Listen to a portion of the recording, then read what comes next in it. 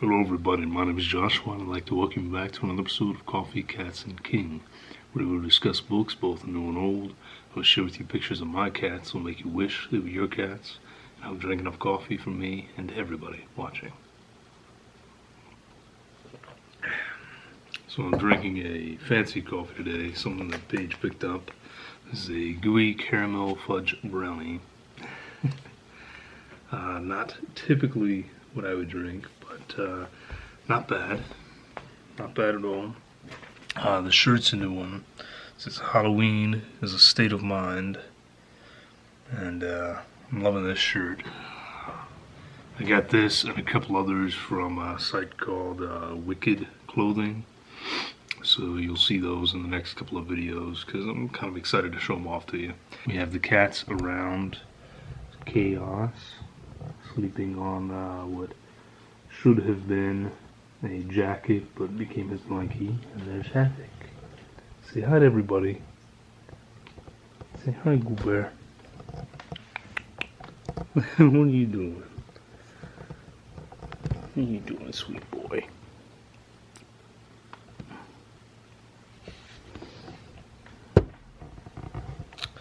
So, you get some cat footage before we even start. How's that? As I said, I'm here with my January wrap-up. January was 26 books. So I started the year off very strong. Can't say all of the books were strong, but there were quite a few that were really excellent. I started 2022 off with some Stephen King, and so I decided I was going to continue that and start 2023 off with Stephen King. This time I decided on his collection 4 Past Midnight. And just the handsome devil in his youth. So 4 Past Midnight, I know this will come as a shock to all of you, was a 5-star read from me. This is one that is not talked about quite as often, I don't think. This is just 4 novellas. It's hefty, 700 pages. I wanted to start off strong. For those of you who have not read this one, like I said, it's 4 novellas. The 2 that most people know about, and one specifically that most people know about, is The Langoliers. That's what starts this off. About a group of passengers that are in the middle of the flight. They fall asleep, they wake up, and there's only a couple of them left on the flight. Everyone else has disappeared, and they eventually realize that it is not just them on the plane, but it is everyone everywhere that has disappeared. Past that, there's Secret Window, Secret Garden, which is really an up and down. There are a lot of people that don't like that one at all. Personally, I really still enjoyed it. The Library Policeman is the 3rd. That one is an interesting concept. It almost feels like a Bentley Little concept, in that this gentleman is late on returning a book. The librarian lets him know in no uncertain terms that if he does not return that book, he's in serious trouble. This is a much more dangerous game he's playing than just a simple library fine. And then it ends with The Sundog, which is about a very special camera that only seems to take pictures of one object no matter where you point it, and there are just very subtle changes in that object as you go. That one is kind of a slow build up, but it's a really excellent novella. With The Library Policeman, there's a scene in there that I think was just totally unnecessary, but other than that, like I said, very solid collection. I know it's a hefty one, but it's one that I'm going to suggest to people if they haven't picked up that particular collection from King before. You know, maybe just read a novella at a time. Read one, set it aside, and go to a different book. Come back to it. because they're all well worth reading regardless. And then now that I've spent half a video just talking about King, the second book that I read in January was Mommy's Day by Max Allan Collins. I'm getting a little tongue-tied there, sorry. This is the follow-up to Mommy, which I read in December. And this was 4 stars. It was kind of just more of the same. He doesn't try and reinvent the wheel here. This is the same twisted woman doing the same twisted things, supposedly because she loves her daughter and wants to get her back. So more twists and turns, and maybe not as strong as the first one because Mr. Collins, used up some of his ideas and then sort of reused them here. But still a really fun read. 4 stars. This next book is good for people that just want to suffer for 350 pages. This is Penelope Kreps with Carnivores. Cool cover. That's the only good thing you're going to hear me say about this book. This was 1 star. I'm going to keep it short and sweet. I thought maybe this was about, the prehistoric version of an alligator coming back to terrorize people in the Florida Everglades.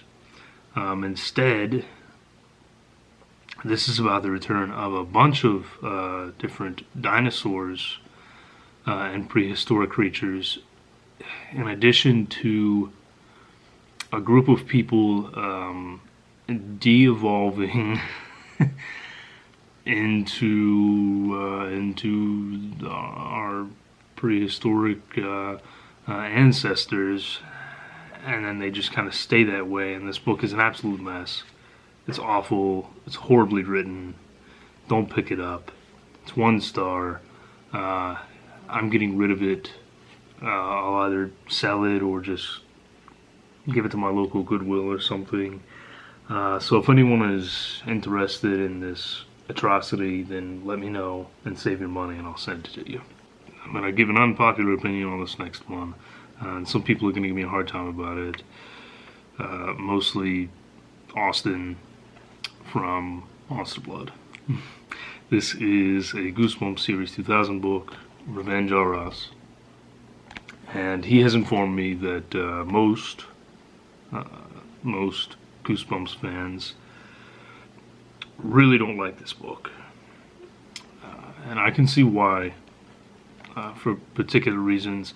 This book is weird in certain ways, and it does feel a little bit like a rehash of a couple of his concepts put in one. This is basically just about a girl trying to get revenge on her brother, who is an absolutely horrible person. I gave this 3.5 stars. I don't think it was particularly bad. I don't think it was, the strongest of Goosebumps books. My main point of contention with this book, and the thing that I found really weird, is that right at the beginning, to show this girl being, being picked on by her brother, he rushes into the room with a pair of her underwear on his head, and then, throws it at the boy that she likes, and there's enough said about that.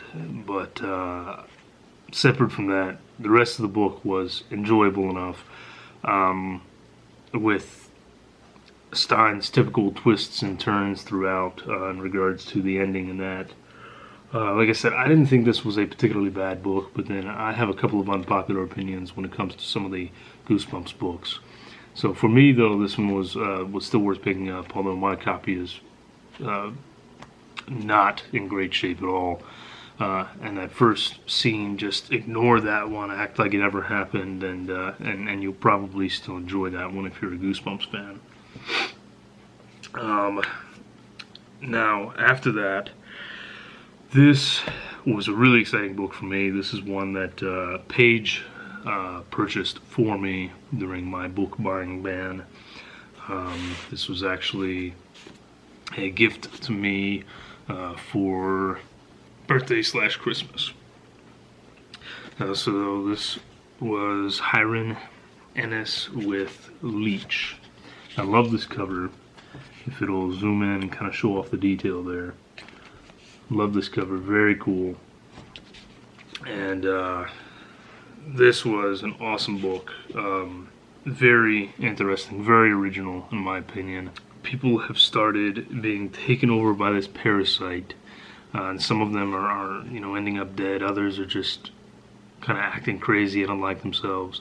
And our narrator is trying to get to the bottom of this, because as we very quickly learn, he himself is a parasite that has taken over people all over the world, and he can pretty much switch from one body to the next, and all of these parts of him can converse.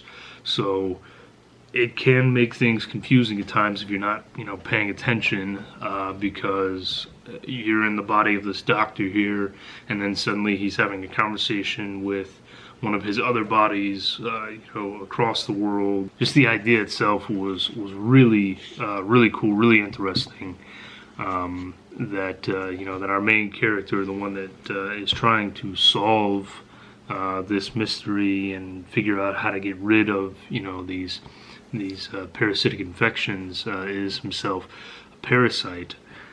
Just very interesting. If you're into body horror, then you'll dig this. If you're into slow burning, then you'll love it. It's gothic. It's just an excellent all-around book. Very unique. Very much enjoyed this one, and will definitely be picking it up again in the future. Alright, I know I need to move this along, so I'm taking a long time on this. I'm just kind of all over the place, I guess. But so number 8 was Joseph Zuko with Sweet Home. I'll put the picture up over here. And this one was 4 stars for me. This is about a busload of some of the most dangerous criminals on the planet,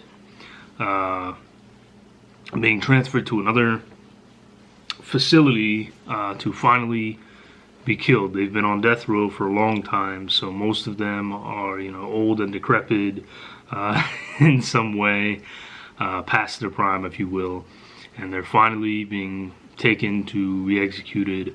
The bus crashes and they escape, and they decide they are going to have one last hurrah in this little town nearby called Sweet Home, where before the authorities can catch up, they are going to eliminate every person in town.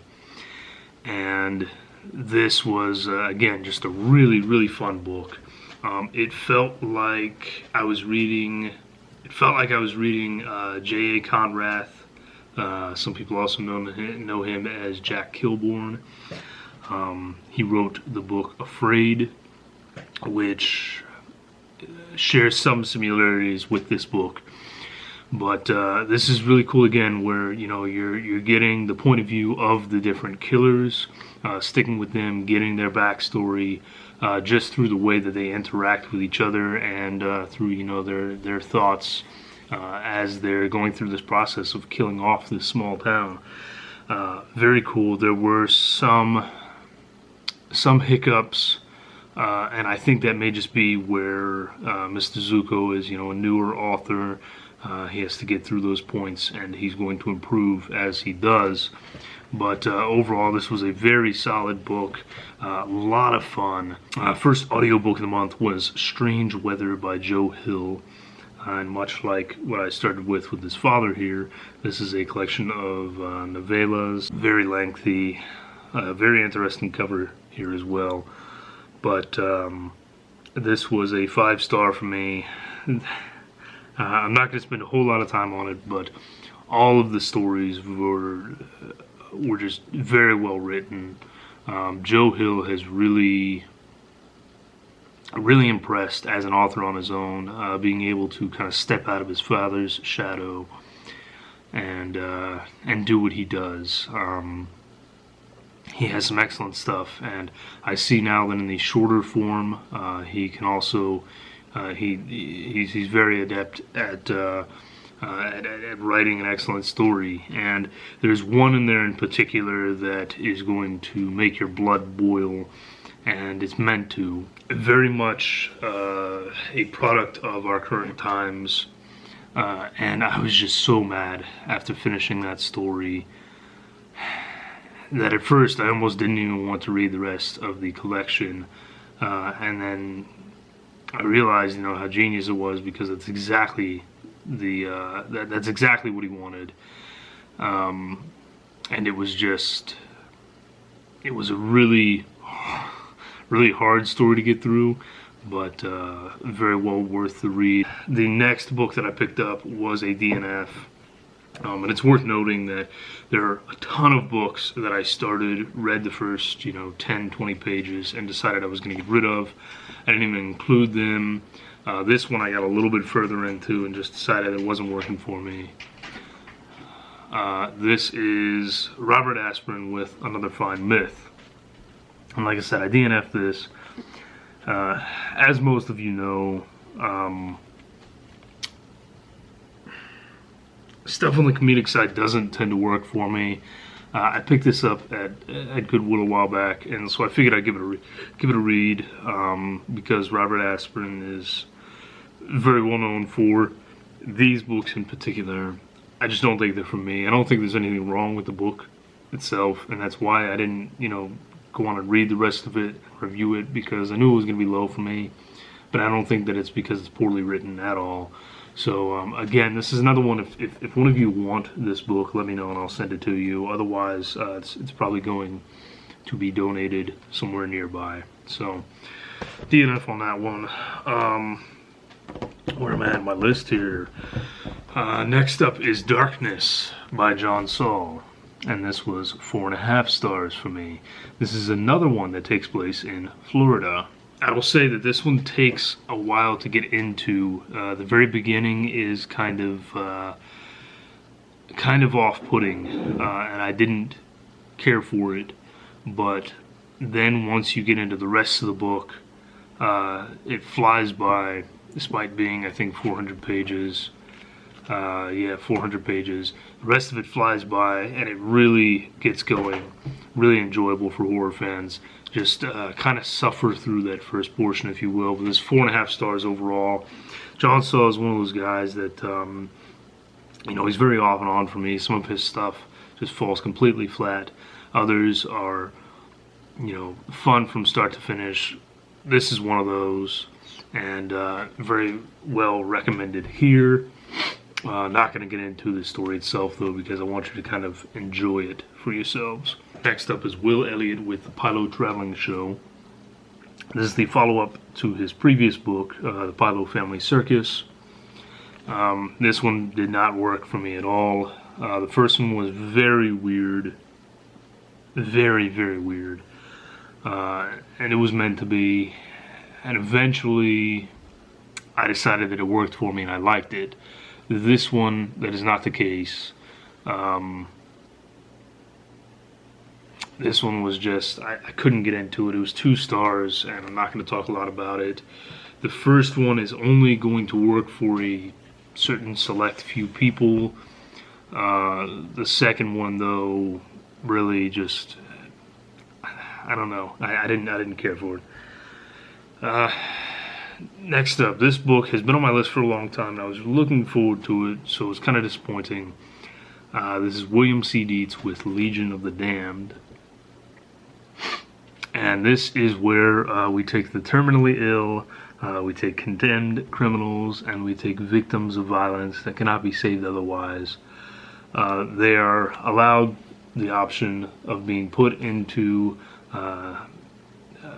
a cybernetic suit, if you will, and become a soldier, if they so choose. So I was digging it at first, but it kind of became more of the same as it went on. and eventually it was just a 3-star read. Despite its interesting concept there, it really did nothing new, and it was just kind of there. It did drag on a bit, which I don't think it should when you have, you know, an action-y space opera science fiction, especially when it's only 340 pages. But again, 3 stars. It was okay. I'm not going to keep the book. Not the best, not the worst. Now, after that, I read a book that very well may end up on my best of list for 2023. This is John Mantooth with Holy Ghost Road, and this is one that I will absolutely be picking up a physical copy of. This was such a haunting, lovely read. I just enjoyed every moment of it. I had never read anything by John Mantooth before. I will absolutely be picking up anything else I can find from him, because Holy Ghost Road was just, like I said, it was just beautiful and lyrical, and so well written. I loved every minute of it. I'm not even going to go into the story itself. From this right now, there are three main books that I want you to pick up, okay? So this is one of them. Read Holy Ghost Road by John Mantooth.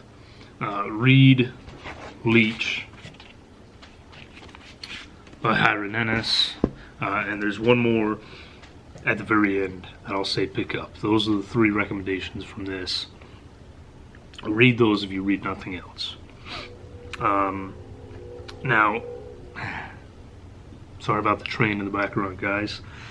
My next audiobook for the month was The Bell Jar by Sylvia Plath.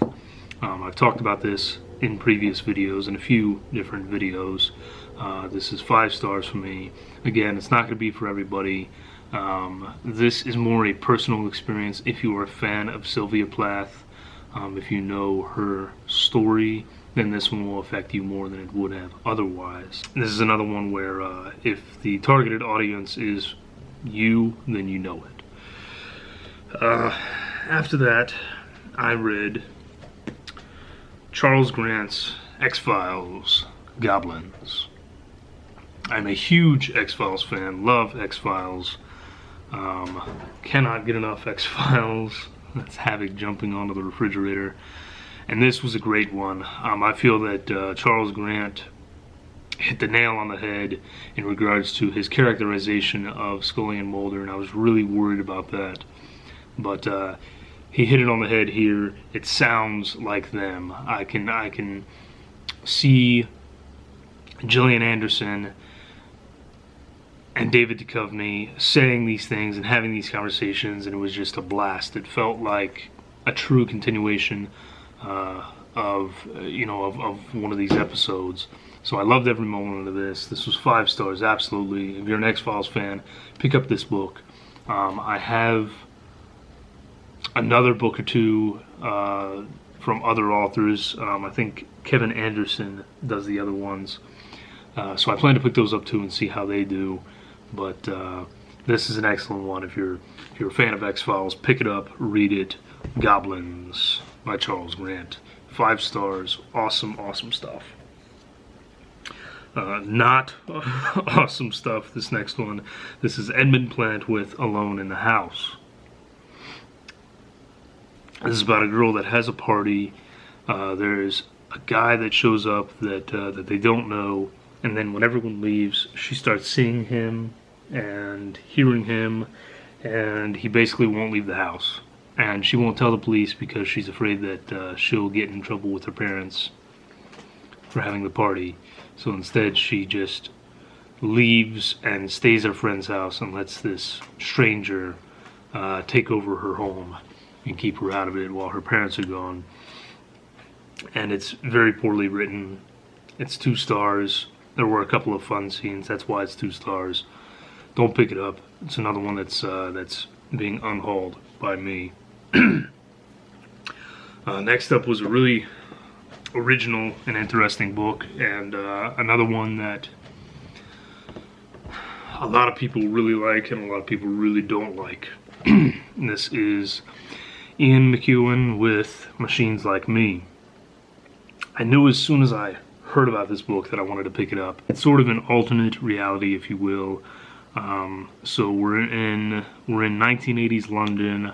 Everything is just a little bit different, but the main attraction here is that we have made great strides in robotics and in artificial intelligence, and now we've started producing these almost perfect replica humans. There's only a set few of them at the beginning. The males, of course, called Adams. The females called Eves. Our main character picks up an Adam, and he kind of starts this this love triangle between our main character and his girl. And this is one that, you know, there were times where I felt like the author kind of went off on tangents that were unnecessary, or he was just too slow at getting to the point. So that's why this was 4 stars, but when it worked, this book really worked for me, and I was very invested, very intrigued by what was going on. This is just, again, another one like Leech, where it's so unique that I couldn't help but be entranced by the concept and wanted to see where it went. So this is 4 stars. I will be keeping this book, and this is another one that, again, if what I've talked about sounds like something you're interested in, then you'll probably enjoy this book. Just know that there are parts of exposition that that you can probably skip over and still enjoy the rest of the book. Alright, trying to move along here, guys. I know this is a long one. Next audiobook was Stardust by Neil Gaiman. Again, this should come as no surprise. This is 5 stars. I'm a big Neil Gaiman fan. I love everything the man puts out, and this is no exception. If you haven't read this or listened to this or whatever, this is a lovely, lovely fairy tale. Although not a gentle one, there are moments that you certainly wouldn't see in a Disney fairy tale anyway. The original fairy tales that we all know, which are a little more gruesome, you know, where not everyone gets their happy ending, then Stardust is absolutely one for you. Beautiful story, 5 stars. Next up was 6 Rooms by Gemma Amor. And again, this is another author that, you know, she's kind of just upcoming. And I've been a big fan of her short work. This is one of those where it's almost like an anthology that is wrapped around one overall story with shorter stories in between to kind of tell the history of the place. This one didn't work as well for me as the rest of what I've read from her. This is 3.5 stars. If you're a horror fan, then you'll know the ending well before you ever come upon it. But overall, still an enjoyable experience, just not nearly as strong as her short fiction. Also 3.5 stars is the very short Magnum Opus by Caitlin Markow. And this one can absolutely be read in one sitting very quickly. This is about a woman who is friends with a very successful author, and she herself is a less than successful author who usually gets outdone by this girl. She's about to publish her next book, which she thinks is going to be a hit, and then she finds out that her friend is also publishing a book on the same day, and in a moment of insanity, if you will, she may or may not have killed her friend, but she starts being haunted by this woman. And again, it's not perfect, but it's short, it's sweet, there's some really awesome scenes in there. It's 3.5 stars, and I'm definitely going to check out more by this author. Now, on one of the lowest points in my January month, I read Michael Yow's Tarantulas. I was hoping it'd be schlocky fun. I'm not going to waste time on here. It's awful. It's 1 star. It's just stupid from start to finish, and it's not fun. Okay, for another 5 star though, this is Rebecca Izzard with Oak and Ivy. Now, again, if you're into fables and fairy tales, this is an excellent one for you. In particular, this is a modern retelling of Tamlin. This is about a woman that goes to work in a facility for those suffering from psychological issues. Everybody here is just a little bit off. The people that she's put in charge of, they all, in different ways, seem to be kind of obsessed with fairies, and not the the cutesy fairies that most people know, but more the fairies of Irish legend, which you'll know can be very vicious creatures. And the whole time you're trying to decide whether, as she's getting sucked into this, whether there's actually something off about these people, and whether there may be more than just people, or whether she herself is just kind of losing it and being drawn in to their story. Beautiful book. Again, I'd never read anything by this author, but I will absolutely pick up anything else I can find from her. So well done, so well done. It was 5 stars. I loved it, and it's just it's a gorgeous book regardless. Almost at the end here, guys. Just a few more to go. I'm going to move it along on these next few. I did read a poetry collection from David Greshel titled Postcards from a City Ablaze. And this was 3 stars. Some of them really didn't work for me. Some of them did. If you are just starting out in poetry, then this is probably not one for you. This is going to take a very particular person. The best I can say here is read a sample of it, see if this is poetry that'll work for you. But again, I liked it. It wasn't the greatest, wasn't the worst. It was middle ground for me. Now, I also read Brian Boyer's Perpetual Dread. This book did not work for me at all. It was 1 star. I'm not going to talk about it.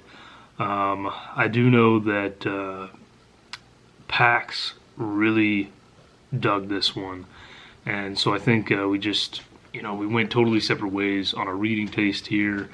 But for me, this did not work at all. I thought that it was kind of silly and over the top in the violence that it tried to portray. It felt like one of those books that was, violence and gore for the sake of it, and just trying to outdo itself on each page. Now, I said that there are 3 books in this that I want you to pick up if you don't pick up any others. That was Leech, that was Holy Ghost Road, and that is S.A. Sidor's Fury from the Tomb. I'll keep it short and sweet. If you are an Indiana Jones fan, you'll dig this.